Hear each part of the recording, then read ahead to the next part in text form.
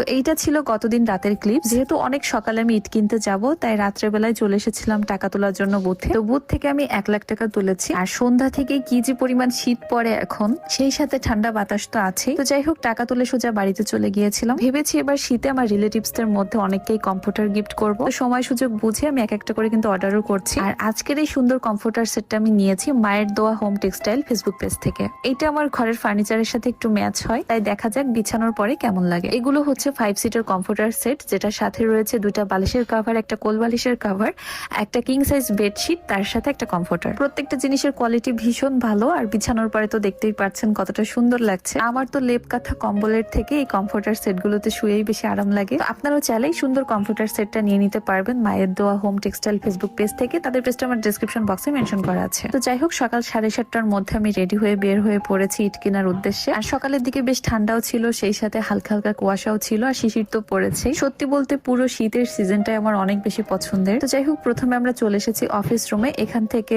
টাকা ক্লিয়ার করে দেন হচ্ছে আমরা ইটের ভাটার দিকে যাব। তবে গতবারের তুলনায় এবার গাড়ি প্রতি আরো 2000 টাকা বেশি দিয়ে ইট কেনা লাগছে। তো এই ধাপে আমি 8000 পিস ইট নিয়েছি। তো পেমেন্ট ক্লিয়ার করে এখন আমি চলে যাচ্ছি ইটের ভাটাতে। একটু দূরে মাটির রাস্তা হেঁটে হেঁটে যেতে হবে। তবে সকাল সকাল সুন্দর এই পরিবেশে হাঁটতে কিন্তু বেশ ভালোই লাগছিল। আর এই দৃশ্যটা জাস্ট দেখেন কতটা সুন্দর। কিছুদিন পরে ইনশাল্লাহ নতুন ইট উঠে যাবে। এখন হয়তো প্রত্যেকটা ইটের ভাটাতেই সেই প্রস্তুতি চলছে। তো এই জায়গাগুলোতে সব ইট পোড়ানো হয়, আমি ঘুরে ঘুরে দেখছিলাম। অনেকেই বলেন দেখি যে আপু আপনি সব জায়গায় কেন নিজে যান, এগুলো তো অর্ডার দিলেই বাড়িতে এসে দিয়ে যায়। হ্যাঁ, সেটা অবশ্য যাবে, কিন্তু তারপর আমি সব জায়গায় নিজে গিয়ে প্রত্যেকটা জিনিস দেখে শুনে কিনি। কারণ জীবনে বিশ্বাসের থেকে ঠকানোর মানুষের অভাব হবে না। তাই জীবনে চলার পথে প্রত্যেকটি পা আমি খুব হিসাব করেই ফেলি। কারণ ম্যাক্সিমাম সবাই অপেক্ষা করে থাকে শুধুমাত্র একটা ভুল ধরার জন্য। এর মাঝেও ভুল হয়ে যায়, কারণ দিন শেষে মানুষ তো। তাই সুযোগ বুঝে মানুষ বাসও দেয়। তবে সেই সময়টাতে আমি কি করি জানেন? সেই বাঁশ দিয়ে সিঁড়ি বানিয়ে যাতে উপরে ওঠা যায় সেই চেষ্টাই করি। দেরিতে হলেও আমাদের সবার উচিত নিজে প্রতিষ্ঠিত হওয়া। আর যাই হোক, এতে করে পাশে থাকার মানুষের অভাব হয় না। এই তো প্রথম গাড়িতে ইট লোড করা হয়ে গিয়েছে। আর প্রথম গাড়ির পেছন পেছন আমিও বাড়িতে চলে এসেছি, আর সেই সাথে ইটও চলে এসেছে।